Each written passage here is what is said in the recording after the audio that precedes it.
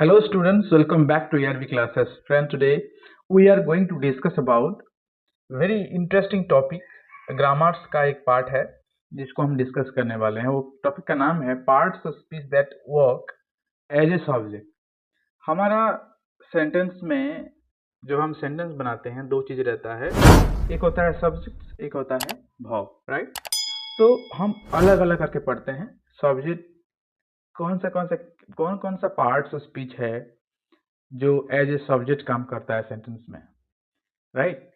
और next video में हम देखेंगे कौन कौन सा पार्ट्स ऑफ स्पीच वर्क करता है प्रेडिकेट में.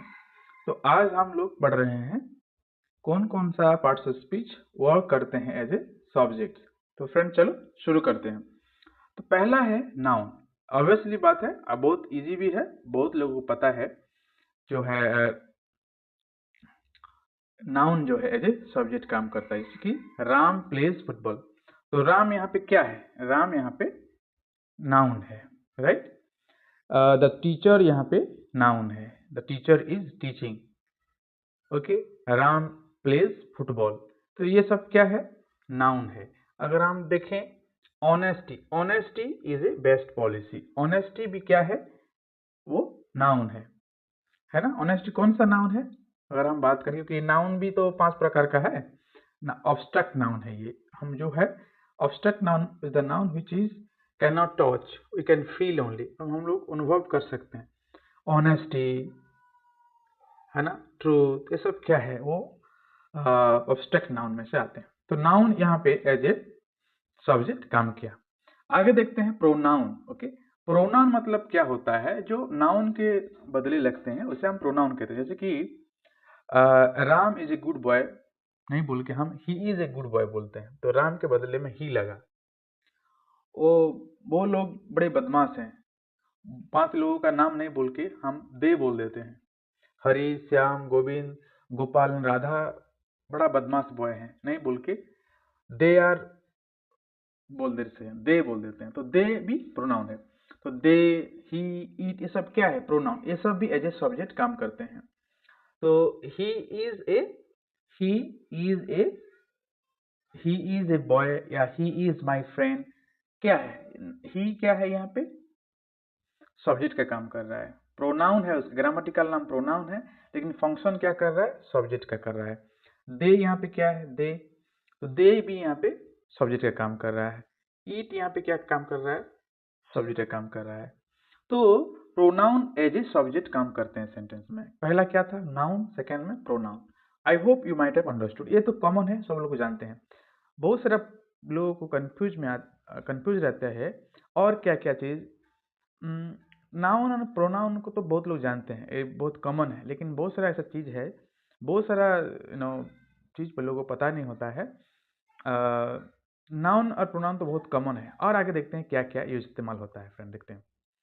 सेकेंड हो गया. थर्ड में देखते हैं. थर्ड में यूज होता है हमारा जरन. जरन क्या होता है समझते हैं. जरन क्या होता है? जब वर्ब के साथ आईएनजी लग के नाउन का काम करता है ना, तो उसे हम जरन कहते हैं. Okay. When a verb plus ING act like a noun it can become a subject. तो उसे हम जरन कहते हैं. जब कोई वर्ब आईएनजी में जुड़ के बिफोर, जिसको हम कहते हैं playing, dancing, swimming, walking, like this, ये सब वर्ड एज ए नाउन का काम करता है, तो उसे हम जरन कहते हैं. तो देखिए यहाँ पे अगर हम बात करें, स्विमिंग, तैरना एक अच्छा एक्सरसाइज होता है. तैरना एक अच्छा एक्सरसाइज होता है. दूसरा है रीडिंग. क्या है? रीडिंग. क्या है? रीडिंग.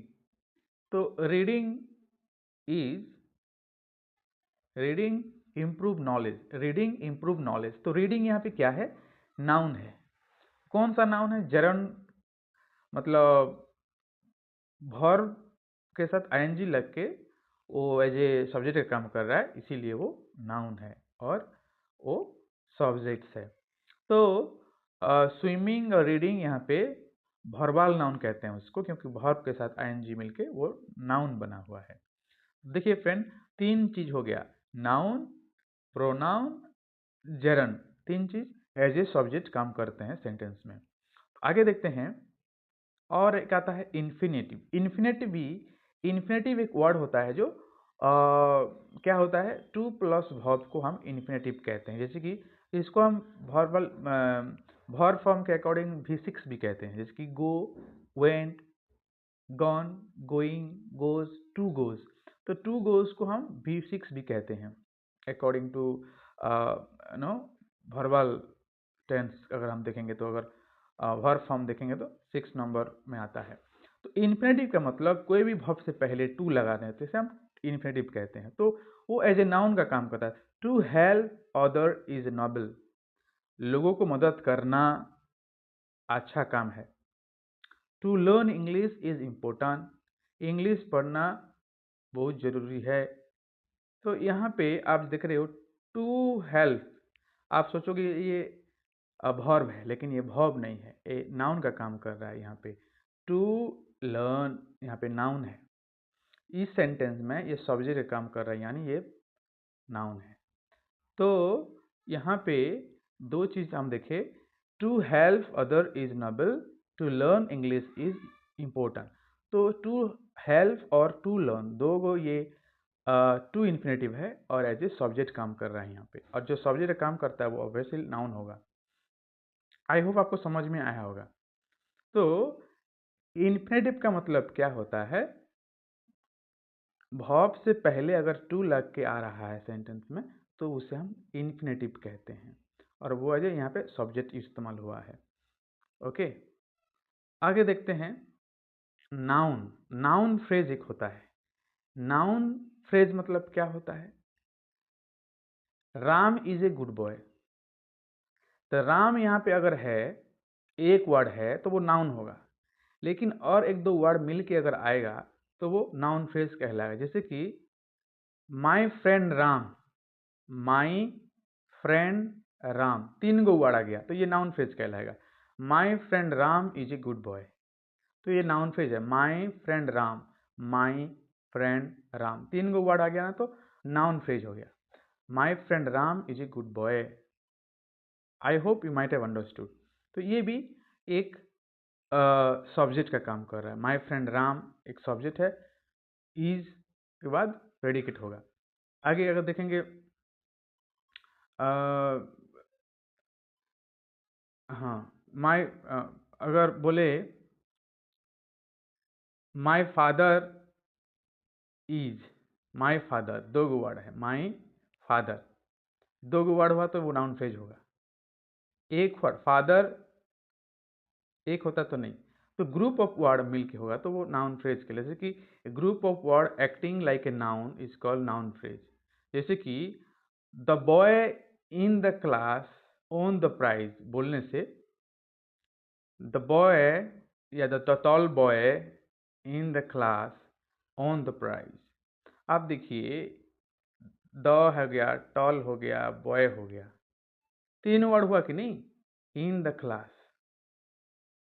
ये पूरा ये सब जो है ना वो सब्जेक्ट है।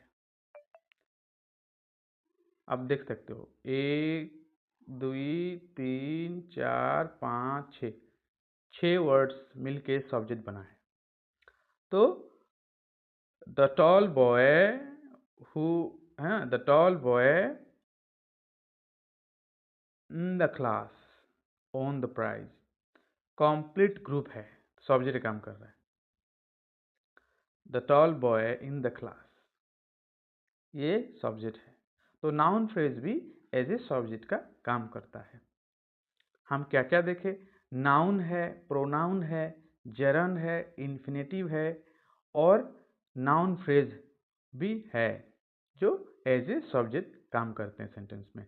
आगे लास्ट है ये जैसे कि हमारा क्लॉज है। क्लॉज क्या होता है, clause is a group of word which has subject verb combination and they have some sense, they have some meaning. A clause can also be a subject, जैसे कि what he said is true, what he said, तो what he said, ये what he said जो है ना ये इतना, ये clause है। what he said, he subject हो गया, सैड वर्ब हो गया। व्हाट ही सैड यहाँ पे एक सब्जेक्ट का काम कर रहा है, तो व्हाट ही सैड जो है ना वो सब्जेक्ट का काम कर रहा है। तो ये यहाँ पे नाउन सॉरी क्लॉज है। Clause what he said, clause किसे कहते हैं पहले जानते हैं। क्लॉज मतलब ग्रुप ऑफ वर्ड व्हिच है subject verb combination and give some sense. और फ्रेज जिसको कहते हैं, फ्रेज किसको कहते हैं, फ्रेज वो ग्रुप ऑफ वर्ड होते हैं जो सेंस तो देते हैं लेकिन उसमें सब्जेक्ट वर्ब नहीं रहता है। तो डिफरेंस आप कर पाए होंगे। ओके,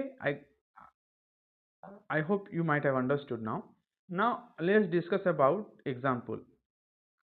एग्जाम्पल देखेंगे तो मैं ऑलरेडी बता चुका हूँ, जैसे कि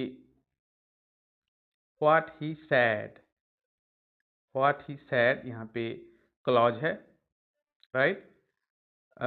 that he failed, that he failed यहाँ पे क्लॉज है।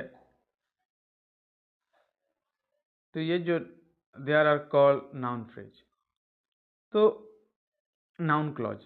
तो ये जो देख रहे हो दो गो वर्ड, व्हाट ही सैड, तीन गो वर्ड है, ये ग्रुप ऑफ वर्ड है ना, और यहाँ पे सब्जेक्ट भी है वर्ब भी है, तो ये क्लॉज है। और काम क्या कर रहा है, एज ए सब्जेक्ट काम कर रहा है।